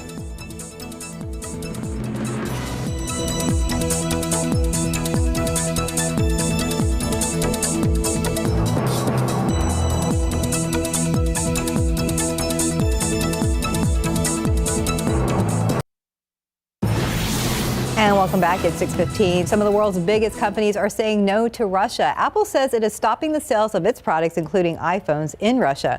Harley-Davidson suspending shipments of its bikes into Russia, and Ford suspending operations there as well. Google has dropped Russian state publishers from its newsfeed. The return to offices heating up with COVID cases dropping considerably. More companies, including American Express, Facebook parent Meta, and Wells Fargo, are all planning office reopenings this month. Jeep is getting ready to turn up the power. The brand will get its first all-electric model in the first half of next year. By 2025 will offer a complete lineup of battery-powered vehicles. The company says it will still offer gas-powered engines alongside of the electric models themselves. And I just saw an interesting note about that too. Ford is revamping its to create separate divisions for its electric vehicles and gas engine automobiles in one of its boldest steps yet under CEO Jim Farley. That's according to the Wall Street Journal. Yeah, it's looking competitive. And I hadn't seen the video of that Jeep before. It looks like Bumblebee from Transformers. Kind of does. Yeah, kind of very, very modern. Let's go ahead and check in with Stephen Cavazos. None of those on the road yet. Now, I think it reminds me of honey mustard. Like honey mustard yellow, but it looks delicious. All right, let's take a look at the roads right now. I-10 at Frio, not seeing any of those out there just yet. Still very dark, so we can't make out any colors of these vehicles, but we can see that people are up and moving this morning as San Antonio continues to wake up. But let's get a look at the roads right now because stalls seem to be popping up, and I'm not liking that. 35 northbound at Rittiman Road, that's been there a while, but a new one popped off of the southbound lanes of 35 at Bamsey, so you got to watch out there. Make sure, again, you're checking those vehicles. As I mentioned, that there is still some road work that's happening and construction crews you can expect a little bit later today. Let's take that drive down here towards 37. There will be an installation of metal beam guard fence that will be happening a little bit later tonight. So this is an overnight deal taking place from March 2nd, wrapping on March 4th. Keep in mind, 8 in the evening to 5 in the morning. Drivers who commute during that time can expect the southbound exit ramp to be closed to Fair Avenue. So just be on the lookout there. Let's get that bird's eye view of the map. Thankfully, at 6:17, as we're inching closer to morning rush, we're not seeing any delays or major crashes. It's been actually a very quiet morning out on the roadways, but we're going to keep our eye on things and see how things develop. But we know things can quickly change when people get out on the roads, guys. Yes, they can. Thank you, Stephen. Thank you. I think you're just hungry, Stephen, seeing honey mustard right now. Yeah, it's delicious. With a pickle? Yeah. Oof. Ready for is that sandwiches. too much? I mean, I'm going to go out on a limb and say honey mustard is the best condiment there is. Oh, pretty good. Okay. Wait, fair argument. And Justin was telling us he's kind of picky about his food, and you're one of those people that are in kind of a pickle about pickles. Oh, that's right. Yes. Yeah, I like pickles, but I hate cucumbers. Right. Yeah. Even though they're the same thing, they taste completely different. Yeah, I agree. I feel like we're going down a rabbit hole here. Yeah. Anyway, You're welcome. now that you know that, let's get you out the door this morning. If you're heading out to the bus stop right now, the kiddos, you do want to take a jacket with you. You won't need it, though, this afternoon. Same story if you're heading out for work. Temperatures up around 74 this afternoon. We'll see mostly sunny skies. Really a pretty good-looking day. Outside right now, we've got a few clouds, 41 degrees at the airport, 43 Stinson, 37 Kelly, 39 at Randolph. A little bit of a breeze out there, but not much. And we'll see these winds actually turn around from the north-northwest more to a southeasterly direction later today, and that starts the process of bringing in some more moisture. Dew points have crept up a little bit this morning, but it's nothing that's helping create any fog, at least not around here. You got to go down to the coast before you find some of those lower visibilities, places like Victoria, Beeville. The fog is kicking in this morning. Rest of the area is doing just fine. 35 degrees in Kerrville, 36 Hondo, 38 Pleasanton. We're at 39 right now in LaGrange, and then 40s here around the city. And the big picture, as we look at the state of Texas, we do have some clouds here and there. These are mostly those high clouds. Should not be an issue today. Like yesterday, it'll make for good sunrise, good sunset, and that's just about it. Those temperatures will still be plenty warm. Dew points are going to start to rise. We've already seen a little bit of a rise this morning into the 30s. That still puts us in the very dry category, but what you'll notice happening as we go forward in time here is that these dew points will really start to jump up, especially as we get into tomorrow morning. We're starting to see dew points in the 40s and 50s. That dew point gets close to the temperature, you get some fog, and I think fog will be more widespread tomorrow. This is the forecast, and it's showing some patchy dense fog, especially south of San Antonio. But I think we could even see some here tomorrow morning. Just something to watch for. We'll keep you posted, of course. Here is the forecast down the line as we go towards the weekend. This is Saturday. Next few days will be quiet other than some morning fog. But as we get into the weekend, a couple storm systems start to get close. One especially on Sunday night into Monday should get close enough to tap into some moisture and bring us some small rain chances. Right now we have it pegged at about a 30% chance. I think this is probably late Sunday, early Monday. Window small. Don't know that we'll get much rain out of this, but we'll take anything we can get at this point. And that's kind of, I think, our only one rain chance here in the 7-day forecast. As we look into next week, it does look like things could get a little more active. It's a little early to say just yet, but something to watch because I know spring breaks next week. A lot of folks have outdoor plans. As we get a little closer, we'll update you. But 74 degrees tomorrow, 76 Friday. Morning fog and drizzle. We get into that pattern where it's sort of damp in the morning, and then the sun pops out during the afternoon. We get some breezy winds. 20% chance of rain late Sunday, 30% chance on Monday. We get a front through here, and that does cool us down. As of right now, we've got temperatures in the 60s on Tuesday, morning lows in the 40s, guys. Oh, not too bad for some people's spring break. Agreed. Thanks, Justin. Yeah. 621, about 42 degrees. And the new Netflix documentary, The Tinder Swindler, is facing a new lawsuit. That's ahead in your GMA First Look. I'm getting vaccinated with Prevnar 20. So am I, because I'm at risk for pneumococcal pneumonia. I'm asking about Prevnar 20 because there's a chance pneumococcal pneumonia could put me in the hospital. If you're 19 or older with certain chronic conditions like COPD, asthma, or diabetes, you may be at an increased risk for pneumococcal pneumonia. Prevnar 20 is approved in adults to help prevent infections from 20 strains of the bacteria that cause pneumococcal pneumonia in just one dose. Don't get Prevnar 20 if you've had a severe allergic reaction to the vaccine or its ingredients. Adults with weakened immune systems may have a lower response to the vaccine. The most common side effects were pain and swelling at the injection site, muscle pain, fatigue, headache, and joint pain. I want to be able to keep my plans. That's why I chose to get vaccinated with Prevnar 20. Because just one dose can help protect me from pneumococcal pneumonia. Ask your doctor or pharmacist about getting vaccinated with Prevnar 20 today. In this morning's GMA First Look, the man some call the Tinder swindler sued. Simon Levive, the subject of a new Netflix documentary that depicts him as a flashy world traveler, accused of meeting women on the dating app with the intent of wooing and then allegedly stealing thousands of dollars from them. He said he has threats against him. He needs our cash. $20,000, $30,000, $140,000. According to the documentary, Simon portrayed himself as the heir to a diamond empire. Now, the family behind that fortune is suing him. Simon didn't just choose the name Levive out of the blue. He knew that it's a name that would help him to fly in jets, private jets, take private yacht, take hotels, reservation. And we'll have much more on this lawsuit coming up at 7 a.m. With your GMA First Look, I'm Will Reeve, ABC News, New York.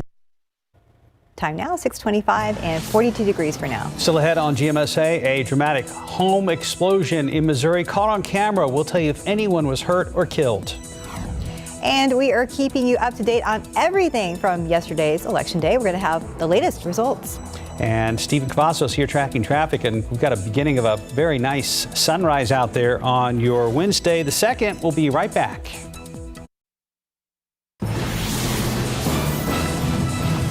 Outside with live cam, we're looking in the direction of darkness as the sun is starting to come up on the eastern horizon. It's going to be a beautiful morning out there with a sunrise very similar to yesterday, and that's a good thing. Good morning, everybody. It's Wednesday the 2nd, Ash Wednesday.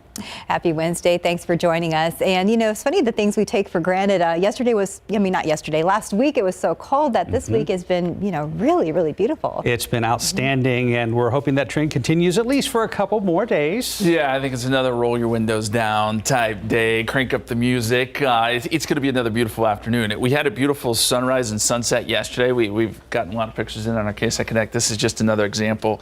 And Taylor always sends in some great photos. He's one of our regulars, but look how beautiful this is. He said he couldn't pick one out of these 3 pictures of the evening sunset last night. I don't blame you. They're all good. And the sunrise this morning should be beautiful. We're starting to see some nice colors out there as we speak. Temperatures at this hour, 33 Comfort, 36 Bandera, 44 Canyon Lake, 41 in New Braunfels, 38 right now in Pleasanton. But we're sitting at 41 here in town. Mostly 40s with some 30s in the hill country. It is 50 in Del Rio. Hasn't cooled down much there. Forecast for today takes us up to 68 by noontime, 74 your high temperature, mostly sunny skies. Southeasterly winds 5 to 10 miles per hour. And yes, humidity does start to increase some as we get into tonight and tomorrow. That brings some changes to the forecast. We'll talk about that. We'll look at the weekend coming up here in just a few minutes. But let's get over to Stephen now with a check of your roadways. Yeah, things are looking great outside, Justin, and it looks like we have pretty much I would consider this like a very cinematic sunrise. Reminds me of Gone with the Wind. It looks so pretty out there. 410 at McCullough. You can see traffic is moving. We are getting closer to morning rush, and thankfully there's not really many issues that are going to cause a problem right now. But you can see traffic there at 410 at McCullough is moving at this hour, so drive carefully through that spot and any other spot. We have been noticing some stalls out there, 35 southbound at BAMC. That has been there for a little while, but as we drive down over here, this stall also detected off I-10 eastbound at Roland Avenue is the latest to pop up on our map. So you got to make sure you're driving carefully, check those vehicles, and give those drivers plenty of room to get the help that they need so everybody can get to where they need to be safely and also on time. Let's get the look at the map right now. It's looking pretty green. Got a little bit of congestion in certain areas near 410. That's pretty normal around 631 this morning, but not really concerned there. And if you're traveling into San Antonio from any of these communities, no delays just yet. For my friends up in Bernie, 24 minutes from I-10 coming to downtown San Antonio. My sister's hinting, come visit, bring the kids. All right, but things are looking good there. Not concerned, as I mentioned. The morning has been off to a nice start. We'll continue to keep an eye on the roadways and give you those updates coming up in the next few minutes. Mark, Stephanie. Stephen, thank you. With 100% of precincts reporting the hotly contested Democratic primary for Congressional District 28 here in Texas is headed for a runoff, according to the Associated Press. Sarah Costa joins us live in the studio with more on the tight race between immigration attorney Jessica Cisneros and incumbent Congressman Henry Cuellar. Yeah, good morning, guys. We've been watching this closely since last night. The AP calling this race a runoff just after 2 this morning. So just take a look at the numbers. Henry Cuellar at 48% and Jessica Cisneros right behind him at 47%. They both went back and forth, trading the lead on Tuesday. Ultimately, neither candidate cleared the 50% threshold to clinch the nomination. Democratic challenger Jessica Cisneros, a 28-year-old immigration attorney running for Congress with heavy support from Progressives, has forced a primary runoff against U.S. Rep. Henry Cuellar in South Texas. The race was among the most heated in Texas' first in the nation primary. Cuellar is among the most conservative Democrats in Congress, and a Cisneros victory would bring a seismic liberal shift to the district that runs from San Antonio to the Texas border. Cisneros is a former intern of Cuellar's who also ran against him in 2020. In that race, she narrowly lost to him. Supporters gathered at her watch party in Laredo last night to cheer on her as the votes trickled in. The fact that it's still neck and neck, we're showing that this community, that when you plant hope in the people here, in people like us, people like immigrants, teachers, rancheros, nurses, truckers, all the people that make our community in South Texas, that we always rise up to the challenge. Political experts and voters say Cisneros gained momentum at the polls after Henry Cuellar's home and office was raided by the FBI earlier this year. Cuellar has not been charged with a crime and has denied any wrongdoing. Cuellar's team has yet to react to the votes. Mark. Thank you, Sarah. In the race to replace longtime Bexar County Judge Nelson Wolff, former Precinct 3 Commissioner Trish DeBerry has claimed the Republican nomination. Things on the Democratic side aren't quite as straightforward. Here, a look at the numbers as of this morning. With 100% of precincts in, former Judge Peter Sakai, 41%. Ina Minjadas with 31%. That means we are looking at a runoff. Garrett Berger talked with the two Democratic candidates headed to the runoff. It was happy times at Ina Minjadas' watch party. The state representative says she expected to make it to a runoff. Now with the field cut in half from 4 down to 2, she's going head-to-head against former district judge Peter Sakai. We saw Sakai get a warm welcome at his watch party too. He was hoping Election Day results might push him over the top and get him to win outright, but that didn't happen. Both sides gearing up for a runoff, each candidate touting their experience as reason why they're the better choice. Sakai as a former district judge and Minjadas as a state representative. You got a candidate that's got 26 years as a district court judge that created innovative programs, family drug court, early childhood court. We created a college-bound docket for foster kids getting into college.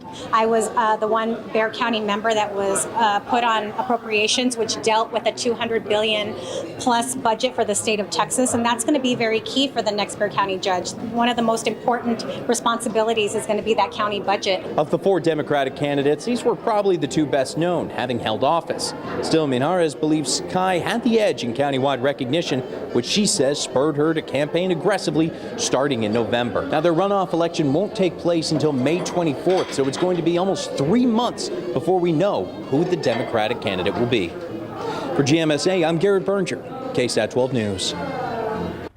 3 Democrats battled it out for the state representative District 124 seat left open by Ina Minjadas. Now here's a look at the numbers. Political newcomer Josie Garcia out on top at 70% and Gerald Brian Lopez with 23% and Stephen Gilmore at 8%. Courtney Friedman tells us Garcia and her team were beyond thrilled. There was some big energy at Josie Garcia's watch party last night. She started out with a huge lead in the numbers at 69%, much more than she says she expected. Josie Garcia is an Air Force combat veteran, a mother of 8, and helped lead a grassroots group of political activists who spent the last legislative session in Austin advocating for police reform. That's one of her main goals and a big part of her campaign platform, along with fixing a broken foster care system and supporting families with disabled children. All goals that now seem a little closer to achieving. It just really goes to show the hard work and dedication that my campaign put in, and that we did block walking, good old-fashioned community outreach work. And hopefully in November, I will be the Texas State representative for House District 124. Texas District 124 has historically leaned towards Democrats, so she may have a leg up when in November she faces Republican Johnny Arredondo, who was running unopposed in this primary. From the Southwest Side, Courtney Friedman, KSAT 12 News. And for a complete breakdown of all the election results, you can head over to our website at KSAT.com. We are also keeping you up to date with results on the ticker right there on the bottom of your screen. This morning, we're taking an official count of the growing population in San Antonio, Bexar County. We're talking about the homeless. And here's what we could tell you right now. Volunteers and members of the South Alamo Regional Alliance for the Homeless and the city's homeless outreach teams have hit the streets and byways to take a census of a homeless population. They were dispatched throughout the predetermined areas to engage with homeless clients in encampments or isolated areas. The goal, survey and access where they live in tent shelters the data collected also gives outreach workers an idea as how they can help.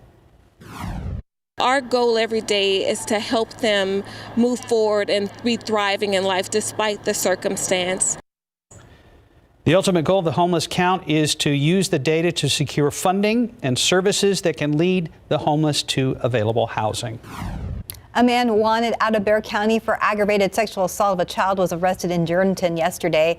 Police say John Daniel Hodge was found and arrested. Now, right now, the details on the charge that Hodge is facing are limited, but we know he was taken by law enforcement to the Atascosa County Jail following his capture. Authorities say he will soon be transferred to Bexar County. A jury has been seated in the first trial related to the January 6 riots at the U.S. Capitol. The jury in the Guy Reffitt trial is made up of 7 women and 9 men. 4 of them are alternates. Prosecutors say Reffitt brought a gun to the insurrection, battled police, and threatened his children to keep quiet when he returned home to North Texas after the attack. He is contesting the 5 charges against him. Witness testimony could begin today. The trial is expected to last more than a week. Russian forces escalated their attacks on crowded urban areas in Ukraine overnight in what Ukraine's president called a blatant campaign of terror. A 40-mile-long convoy of hundreds of Russian tanks and other equipment is still advancing slowly on Kyiv, the capital city of nearly 3 million people. And what the West still fears is a bid by Vladimir Putin to topple the government and install a Kremlin-friendly regime. It is the biggest ground war in Europe since World War II. Caught on camera, a family's last-minute decision to leave their home after smelling gas likely saved their lives. The home in O'Fallon, Missouri exploded yesterday afternoon. You can see the powerful blast in this video. The home is a total loss with only the foundation remaining. But no one was hurt. Officials say the explosion happened after a contractor was digging in the neighborhood and hit a gas line. Time right now, 6:40, 42 degrees. With rising mortgage rates still going up, how long should you wait to buy a new home? Just ahead, we're going to tell you what a new report recommends. Before we head a break, here are some of the other races we're following for you right in GMSA.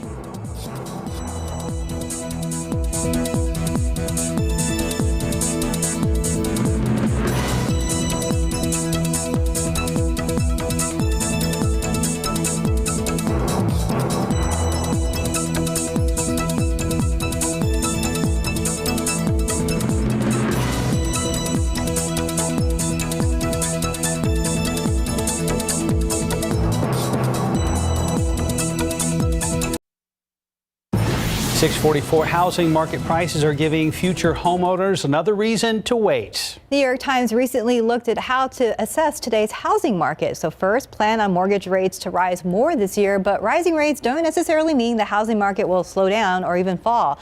Do the math to figure out if you can afford that house even with a higher interest rate.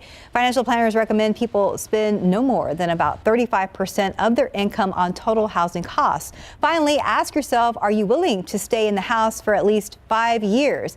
That will give to gain a bit of equity in the property. Yeah, we talked to a financial expert a month or two ago, and he said if you can, don't make any major purchases for the foreseeable future. Just hold off for a little bit. Like homes, cars, all of that stuff. All of that stuff. Yeah, well, let's go ahead and check on the cars on the roadways with Stephen Cavazos. Cars, trucks, you name it, they're all probably out on the roadway right now. Look at this shot, 281 south at Loop 410. Things have been looking A-OK on the roads throughout the morning. Thankfully, no big issues to report. We are now in morning rush, so we can expect to see more people out there, and likely more issues will pop up as the morning does go on. But for now, things are okay. Let's go ahead and start here, though.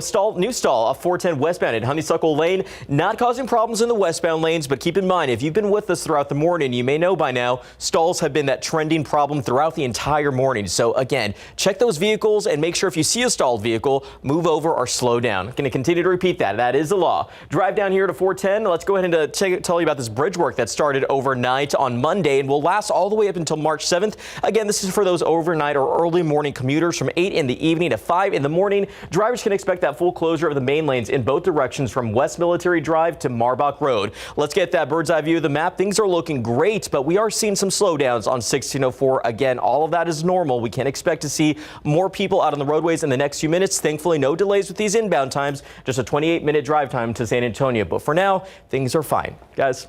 And the sun is slowly coming up. Shining. That's what I was noticing. Yes. I'm like, we're used to seeing those shots at this hour, just, dark. Almost pitch black. Yeah. And here we have this. Inching towards spring. Yes, we are. Longer days. And by the way, it's very Instagrammable sunrise. Just made my way up to the roof. Got my cardio in this morning. Nice. Yes, looks good if you want to check it out outside. We've got a few clouds in the sky making for some beautiful colors. Temperatures across the state right now in the 40s here in Texas. There's nothing really all that cold, though, across the country. You got to go way up to the north. International Falls is at 14, Caribou at 19. Those have been the cold spots for the last week or so. And all that cold air is really staying bottled up in Canada. And there's nothing that indicates that we're going to get a big push of cold air. In fact, temperatures over the next 7 days warm into the 80s by Saturday and Sunday. We do get a front that'll cool us down into next week, but it's not a huge cool down.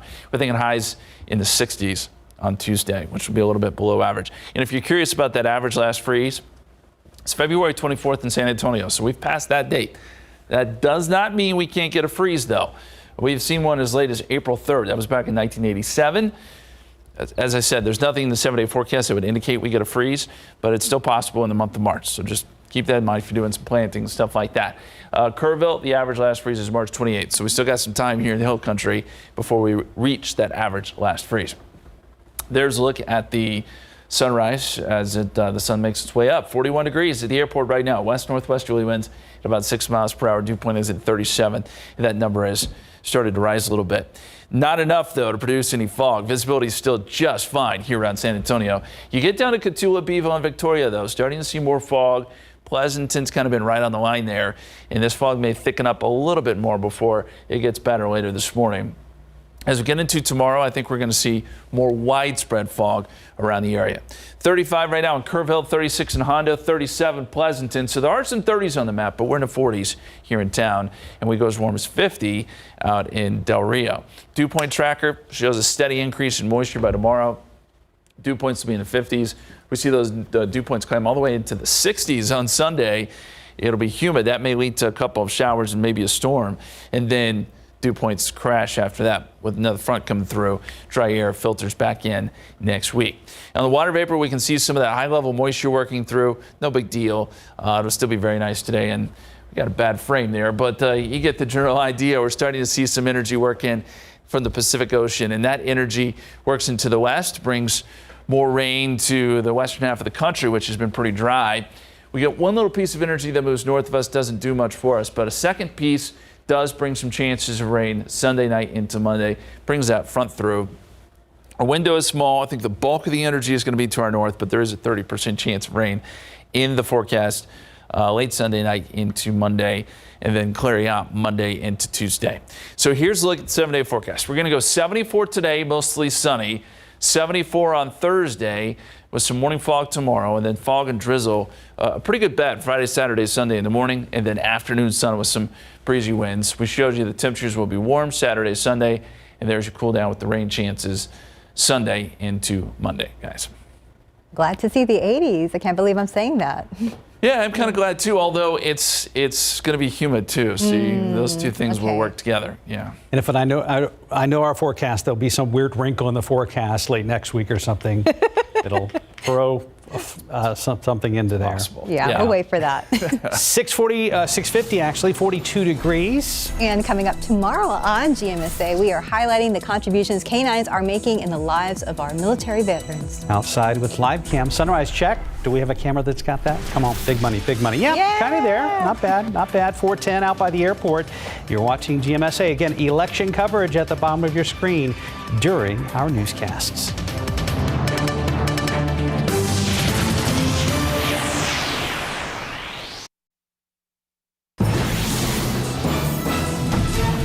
Good morning. Coming up on GMA, we have reaction to President Biden's State of the Union and his message for Vladimir Putin, warning of a high price for his invasion of Ukraine as Russian forces step up their assault on cities around the country, allegedly targeting civilians. We are live in Kiev, Moscow, and Washington with the latest, and Vice President Kamala Harris joins us. It's all coming up, plus much more on GMA. We'll see you soon. It's the day after elections. Results are in, but it was a slow process. Good morning. I'm Jonathan Cotto. Election administrators were out here close to 2 o'clock this morning, waiting for election results to be in at 100%. Bexar County Elections Administrator Jackie Callanan said she was disappointed with the turnout, and though it seems there were less votes, the counting process took quite a while. Nearly 30,000 people voted in the last 3 hours left on Election Day. At 4 o'clock Tuesday, about 43,000 voters had turned out. By 7 p.m., more than 72,000 had turned out for in-person voting. Even election officials were surprised by those numbers. A lot of the issues were focused on the mail-in ballots. About 35% of those ballots were rejected. Many of those who had issues with their mail-in ballots were notified by letter by the elections office. Now, there were no major issues on Election Day other than some technical glitches they say are common. Important to note, the next Election Day is November 8th. For full list and details on election results, you can head on over to KSAT.com. Reporting Jonathan Cotto, KSAT 12 News. Yeah, the only other footnote, runoffs May 24th. All right, the Spurs return home tomorrow night. They'll look to bounce back against the Sacramento Kings after dropping the last game of the rodeo road trip. Tip-off set for tomorrow night, 7:30 over at the AT&T Center. Welcome back, guys. Yes, welcome back. And I saw some flashing lights out there at Loop 410 and Northwest Military. Let's go ahead and check in with Stephen Cavazos. I wouldn't say this is something to be alarmed about, but definitely be alert about. We have this stall that's actually, we talked about a little bit earlier off of Honeysuckle. You can see that now we have a TxDOT Hero truck that thankfully is out there working to assist that driver. So now that it is morning rush, remember to slow down and give them plenty of room. That is right there in the westbound lanes of 410. You can expect to see those flashing lights. So again, watch out there. But overall, now that we are in morning rush, as we get that last blue of the map, it's pretty quiet. Let's check in with Justin. Thank you, Stephen. We bottomed out at about 41 this morning. Now we'll start to turn the corner. Temperatures warm up pretty rapidly. 60 by 10 o'clock, 68 noontime. We're at 74 for an afternoon high, mostly sunny skies. More moisture starting tomorrow. That brings some fog with it. We'll see some fog and drizzle as we head into the weekend, at least during the morning time, but some warm temperatures, guys. Have a pleasant Ash Wednesday. Yeah, thanks for joining us. Have a great rest of your day. We'll see you back here at 9.